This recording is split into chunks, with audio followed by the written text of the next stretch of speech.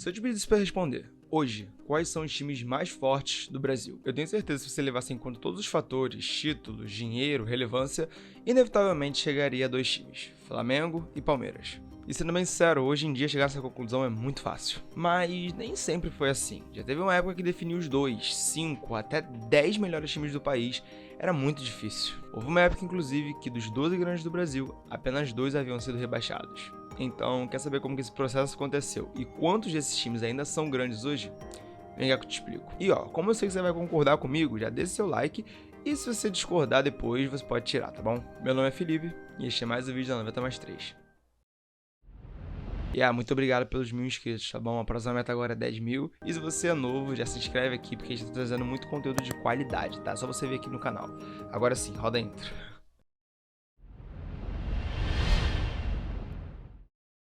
Antes de começar, eu preciso explicar quem são os 12 grandes. Vai que você caiu nesse vídeo de paraquedas, né? E eles são Flamengo, Vasco, Fluminense e Botafogo do Rio de Janeiro, São Paulo, Santos, Palmeiras e Corinthians de São Paulo, Grêmio e Internacional do Rio Grande do Sul e Cruzeiro e Atlético Mineiro de Minas Gerais. Ó, agora sim, tá todo mundo na mesma página, então vamos seguir.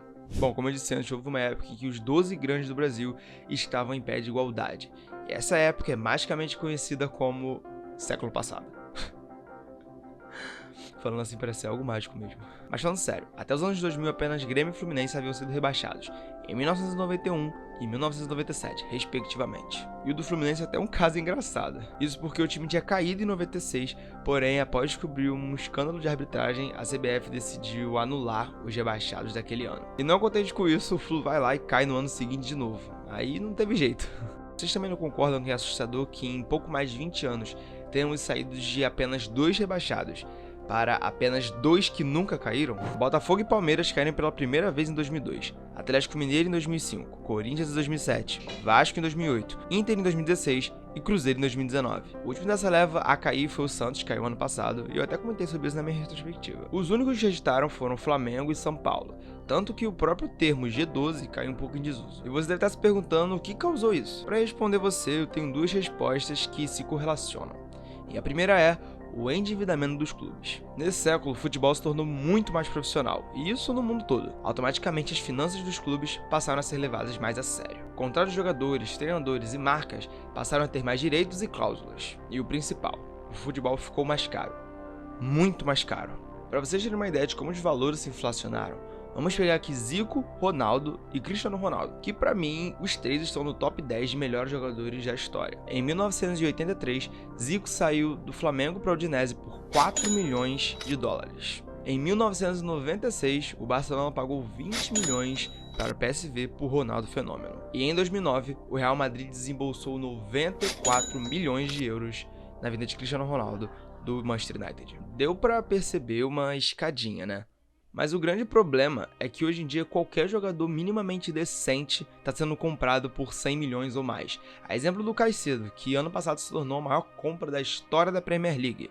E você conhece ele? Eu tenho certeza que se você não é muito ligado no mundo do futebol, não, você não conhece. Isso porque eu nem falei da transferência do Neymar, que foi 222 milhões de euros, é um recorde até hoje no futebol.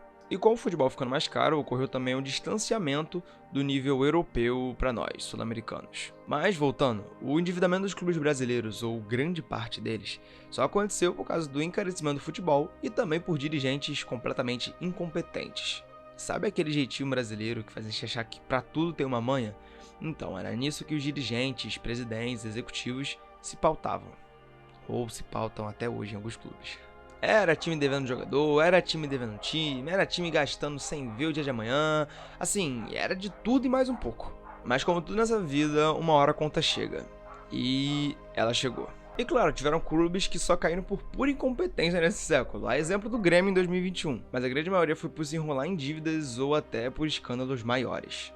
Ou você acha que um time como o Vasco cair 2 vezes em 3 anos é normal? Ou o Cruzeiro, que caiu para a Série B em 2019 e passou 3 anos lá. Outro exemplo também é o Botafogo, que com uma dívida de 1 bilhão caiu como um dos piores lanternas da história do campeonato, e por isso aqui não fechou as portas. Até o Flamengo, que nunca caiu, sofreu muito por dívidas de dirigentes incompetentes que passaram pelo clube. Tanto que muitos flamenguistas lembram da época que o Flamengo brigava ano após ano para não cair. E o outro motivo da derrocada do G12 é o surgimento das novas equipes. E nesse tópico eu não levo pro literal, tá bom? Eu quero dizer o surgimento de novas equipes competitivas. E nessa barca temos os 3 maiores destaques: Atlético, Fortaleza e Red Bull Bragantino. Indo na ordem, o Atlético só nesse século jogou 2 finais de Libertadores, a mesma quantidade que Fluminense, São Paulo, Grêmio e Internacional. E automaticamente jogaram mais que Atlético Mineiro, Cruzeiro e Corinthians, que só jogaram uma. E também que o Botafogo, que nunca jogou numa final de Libertadores. E de quebra, cara, papou ainda 2 Sul-Americanas e uma Copa do Brasil. E o Fortaleza, que sempre dá trabalho pros times grandes, chegou à sua primeira Libertadores da história. Foi vice da última Sul-Americana e até chegou a bater semifinal de CDB, coisa que muitos times grandes não conseguiram de 2019 pra cá. E por fim temos o Bragantino, que também bateu em final de Sula como os outros e também chegou a brigar no Brasileirão do ano passado pra tentar ser campeão. Mas não pense que esse fenômeno é recente, dos anos 10 ou dos anos 20. O São Caetano em 2002 chegou a bater na final da Libertadores, só que perdeu pro Boca. Fora que em 2000 e 2001 eles ainda foram vice-campeões brasileiros. Meu Deus, cara, é muito azar. Só que com as gestões dos atuais times, eu acho muito difícil Atlético, Fortaleza e Bragantino caírem no abismo que o São Caetano caiu. Eles de fato vieram pra ficar. Mas claro, futebol, como quase tudo na vida, é cíclico, ou seja, tudo pode acontecer. E por saber que a vida é cíclica, você deveria se desenvolver cada dia mais, afinal, ninguém sabe o dia de amanhã, não é mesmo? E tem um jeito melhor de se desenvolver do que com o pacote Full Stack Master da LearnCode? Pois é. Eu sei que não tem. Nele você vai aprender HTML, CSS, Python, JavaScript e tudo isso está aparecendo aí na tela por menos de R$30 por mês. É mais barato que uma pizza e ainda tem garantia de 30 dias. Então, para mudar seu futuro por um valor de uma pizza, clica no primeiro link que está aqui na descrição ou escaneie o QR Code que está aparecendo aqui na tela. Dito isso, vamos seguir. Agora que eu já expliquei como que essa derrocada aconteceu, posso te dizer quantos desses times ainda merecem fazer parte de um grupo como o G12. Mas não me leve a mal, todos os clubes do G12 são e ainda serão grandes por muito tempo, afinal nada paga a história que eles fizeram antes de eu nascer, por exemplo.